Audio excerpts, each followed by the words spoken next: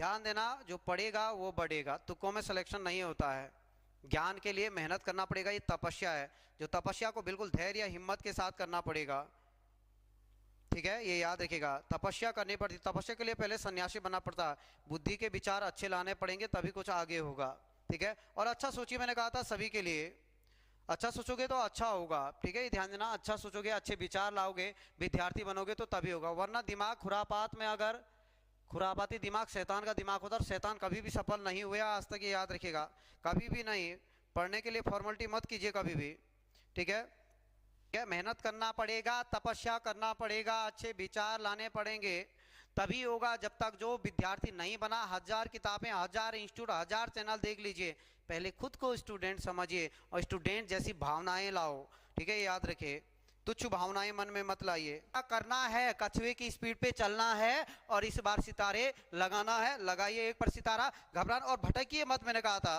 ठीक है, एक चीज को, एक पुस्तक पे भरोसा रखिए। ठीक है, ये ध्यान देना, तभी हो पाएगा। मैंने कहा बहुत सारी किताबें पढ़ोगे तो जितना ज्यादा पढ़ोगे उतना ज्यादा कंफ्यूजन होता है। मैं बार बार आपको यही कहता हूँ, मैं बार बार आपसे यही निवेदन करता हूँ कि कंफ्यूज नहीं होना है।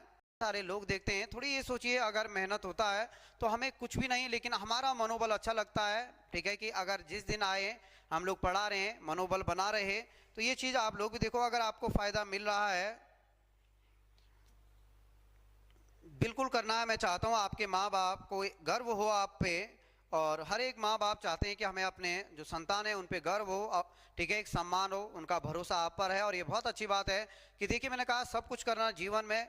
ठीक है, कोई बात नहीं, कोई दोस्त ना हो, कोई और ना हो, लेकिन अपने घर वालों का कभी उनको दुख मत पहुंचाइएगा। अगर जिस दिन वो दुखी हो गए तो एक श्राप हमारे लिए बन जाता है। तो ये उम्मीद है कि उनको अच्छे तरीके से खुश रखने की कोशिश कीजिए, उनकी उम्मीदों पर चलिए, उनके जो सपने हैं उनको पूरा करने का कोशिश कीजिए, बाकी नियति पे छोड़ देना, ये आप लोग ये याद रखें। ठीक है, ये नहीं कि उनका दिया हुआ समय उनके साथ विश्वासघात करें।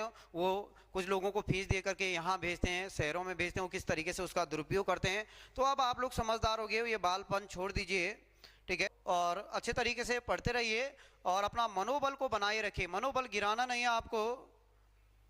ठीक है, की है यही परीक्षा, लेकिन परीक्षा में जैसे ही आप अंदर पहुंचते हो घबराना नहीं है। ओएमआर को, जिनका कल पेपर है, मैंने कक्षाओं में भी बताया था, ओएमआर का इससे पहले ओएमआर को क्या करना है, जो रोल नंबर होगा, जो पद कोड होगा, उसे अच्छे तरीके से भरिएगा। ठीक है, ये नहीं रोल नंबर पद कोड, क्योंकि इससे पहले एक सिलेक्शन हो गया था हरिद्वार के, कहाँ के थे। ठीक है, मैंने आपको बताया था सिलेक्शन लिस्ट में क्या थे, इतने नंबर आ रहे थे कि सिलेक्शन 84 के आसपास उनके नंबर थे, लेकिन पद कोड नहीं डाला, जिस कारण से रिजेक्ट कर दिया गया। तो ये याद रखिएगा, अच्छे तरीके से आपको क्या करना, आगे की परीक्षाओं के लिए पद कोड, रोल नंबर, इनको अच्छे तरीके से भरिए बिना घबराहट के।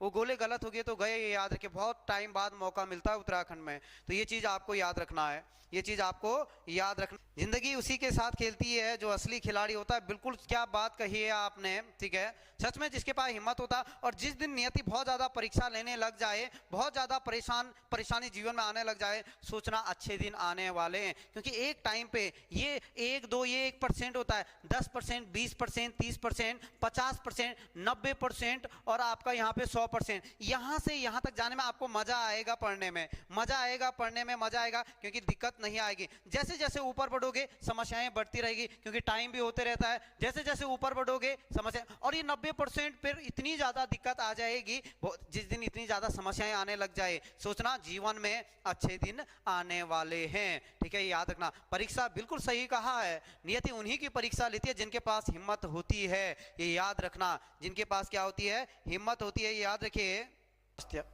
सबसे पहले कई लोग होते हैं, अगर स्वास्थ्य खराब है या कोई भी आपका किसी टाइम पे, मैं बार बार आपको यही कहता हूँ, अगर पढ़ने का मन नहीं कर रहा किसी टाइम पे, ठीक है, या स्वास्थ्य खराब है, फर्स्ट हेल्थ है, लाइफ रहेगी तो सब कुछ होगा, ये याद रखिए। ठीक है, मैं हमेशा यही ईश्वर से प्रार्थना करते हैं, आत्मा और माइंड सही रहे।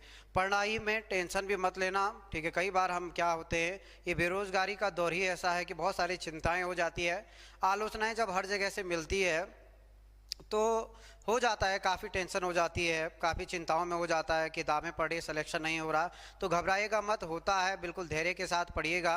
ठीक है, कंफ्यूज नहीं होना है, धैर्य के साथ आप लोग पढ़िए। बाकी मैंने कहा आलोचनाएं होती है, एक सर जो भी उत्तराखंड के जहां से भी आप लोग देख रहे हैं मेरे दोस्तों, ये याद रखिए, कंफ्यूज नहीं होना है, टेंशन नहीं होगा, नहीं होगा।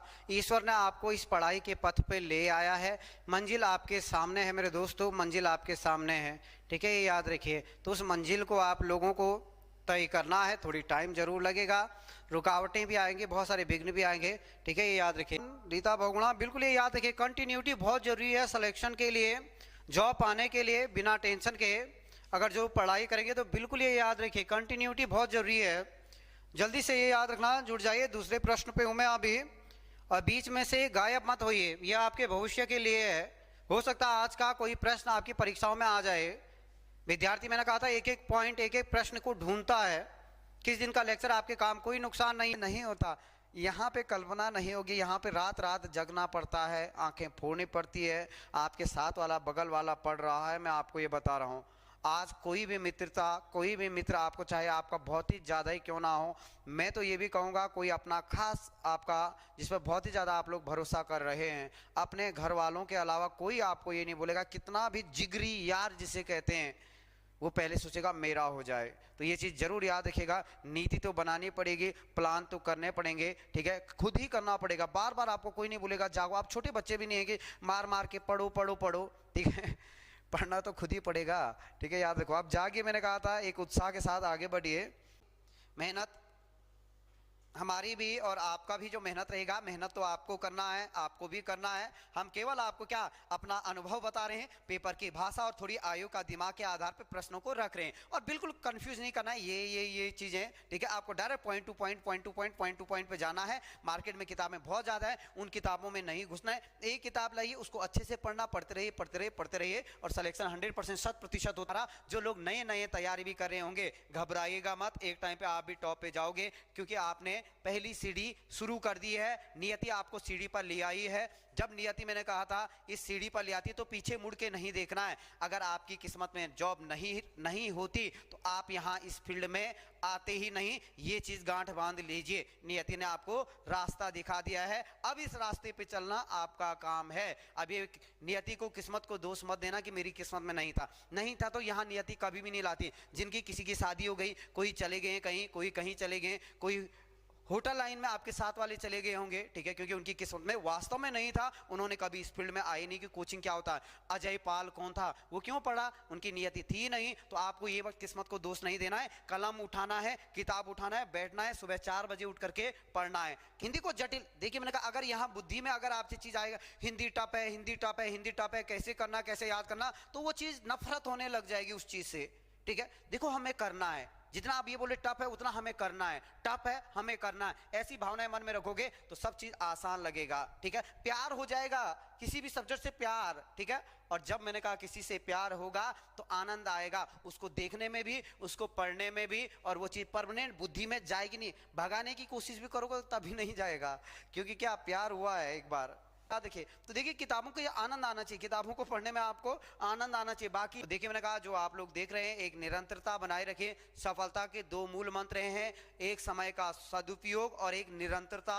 जिनके अंदर ये 2 गुण हैं, सफलता 100% आपके द्वार पर आएगी। समय का सदुपयोग कीजिए। ये पूरे आपके पास जो 24 घंटे हैं, इसमें से कितने समय का आप कितना सदुपयोग करते हो। 4 घंटे तो फोन ही देखने पे लगे होंगे, तो ये दुरुपयोग होता है। तो मैंने कहा सफलता के 2 मूल मंत्र जरूर याद रखिएगा। ज्यादा से ज्यादा अपने लिए समय दीजिएगा, अपनी पढ़ाई के लिए समय दीजिएगा। बाकी 2 महीने बाद देखा जाएगा, उसी के बाद देखना ही तो है, ठीक है, ये ध्यान देना। तो देखिए मैंने कहा, आप सभी लोगों का धन्यवाद जिन्होंने, आप लोग ईमानदारी के साथ देख रहे हैं।